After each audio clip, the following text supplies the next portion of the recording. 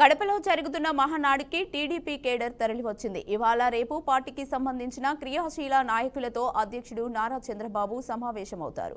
వేలాది మంది తరలివస్తున్న నేపథ్యంలో ఎటువంటి ఘటనలు జరగకుండా పోలీసులు చర్యలు తీసుకున్నారు. ఈ మహానాడులో వాలంటీర్లు క్రియాశీలక సేవలు అందిస్తున్నారు. పార్టీకి చెందిన వాలంటీర్లే కాకుండా స్వచ్ఛందంగా కొందరు ముందుకు వచ్చి ఉచిత సేవలు అందిస్తున్నారు. మహానాడుకు సంబంధించి మరింత సమాచారం మా రాయలసీమ బ్యూరో చీఫ్ గోపీనాథ్ అందిస్తారు. జిల్లాలో 3 రోజుల పాటు కూడా ఇవాళ నుంచి 3 రోజుల పాటు కూడా మహానాడు ప్రారంభం అవడం జరిగింది. మరి కాసేపట్లోనే జాతీయ అధ్యక్షుడు చంద్రబాబుతో పాటు జాతీయ ప్రధాన కార్యదర్శి నారా లోకేష్ కూడా పాల్గొనబోతున్నారు.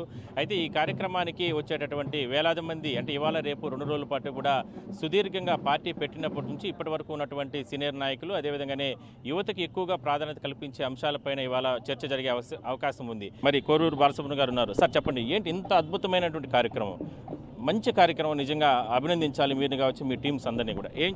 ఎన్ని పెట్టారు, ఎట్లా సర్వీస్? ముందుగా మహానాడు అందరికీ, తెలుగు వారందరికీ కూడా శుభాకాంక్షలు తెలియజేసుకుంటున్నాం. మహానాడు అంటేనే తెలుగు వారికి ఒక పండగ రోజు.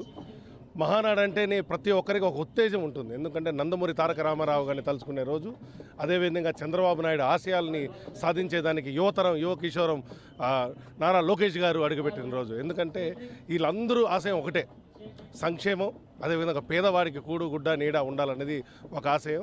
అదేవిధంగా నందమూరి తారక రామారావు గారికి మెడికల్ పట్ల చాలా ఇంపార్టెన్స్ ఇచ్చేవాళ్ళు, ఆరోగ్యం పట్ల ఇంపార్టెన్స్ ఇచ్చేవాళ్ళు. మేము, మా తండ్రి గారు కూడా ఇదే పార్టీలో ఉండేవారు. ఆయన ఎన్నో మహానాళ్ళు చూశారు. అన్నింటిలో మేము అందరం భాగస్వాములు అయినాం. ఆ రోజు నుంచి ఈ రోజు వరకు కూడా మేము మొదటి ప్రాధాన్యతగా ఎప్పటి నుంచి ఎన్టీఆర్ ట్రస్ట్ భవన్తో కలిపి ఎలైట్ హాస్పిటల్ కూడా సంయుక్తంగా సేవలు చేసేది. అటు ఆ రోజు కర్నూలు విపత్తులైనా కానీ మహానాడులైనా కానీ మా హాస్పిటల్ ఎప్పుడు వెన్నుతోడుగా ఉండేవాళ్ళం. ఈరోజు ఏంటంటే తిరుపతి బాలాజీ అంబులెన్స్ అసోసియేషన్ తరఫున, స్విమ్స్ వాళ్ళ ఆధ్వర్యం తరఫున, అదేవిధంగా ఎలైట్ హాస్పిటల్ తరఫున సంయుక్తంగా ఒక 20 అంబులెన్సులు మహానాడులో పెట్టాలనే ఒక సంకల్పం మేమందరం కూడా, మా టీం అంతా కూడా తీసుకున్నాం. ఒకే ఒక ఉద్దేశం, ఎమర్జెన్సీ సర్వీసెస్ మేము ఇవ్వాలి వచ్చిన వాళ్ళకి.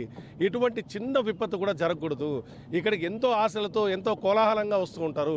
వాళ్ళకి చిన్న ప్రాబ్లం కూడా లేకుండా చూసుకోవాల్సిన బాధ్యత ఒక డాక్టర్లుగా మా పైన ఉంది, అదేవిధంగా ఒక కార్యకర్తలుగా మా పైన ఉంది. కాబట్టి ఈ అంబులెన్స్ సర్వీస్ ప్రొవైడ్ చేయడం జరిగింది. మా సర్వీసెస్ దయచేసి మీకు అవసరం పడినప్పుడు వాడుకోండి. మా వాళ్ళందరూ చూశారు ఎంత చక్కగా రెడీ అయ్యారు. ఏ చిన్న విపత్తు రాకూడదని కోరుకుంటున్నాం మేము. అదేవిధంగా వచ్చినా కూడా మేము ఉన్నాము, ఎనీ ఎమర్జెన్సీస్, అది ఏ ఇష్యూస్ అన్నా కావచ్చు ఇక్కడ. కానీ వాతావరణం చాలా చల్లగా ఉంది, చూసాం ఎంత ఆహ్లాదంగా ఉన్నామో.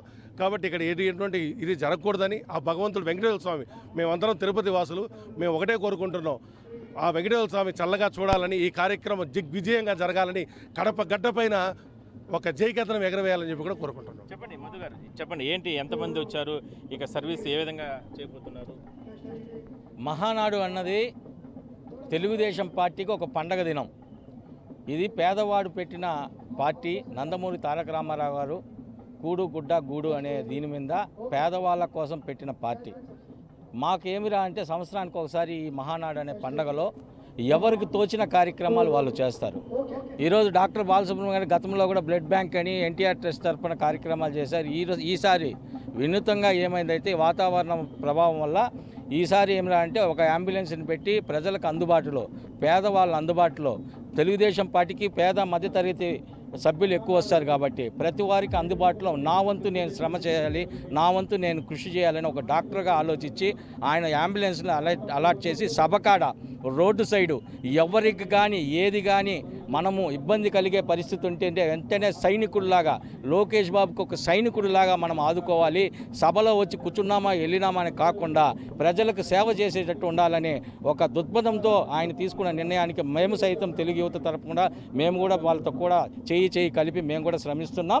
చివరి రోజు 29వ తారీఖున 5 నుంచి 7 లక్షల మందికి వరకు కూడా రాష్ట్ర వ్యాప్తంగా వస్తారు. కాబట్టి వాళ్ళకందరికీ కూడా ఇక్కడికి వచ్చిన తర్వాత ఏదైనా సరే చిన్న సమస్యలు ఉన్నా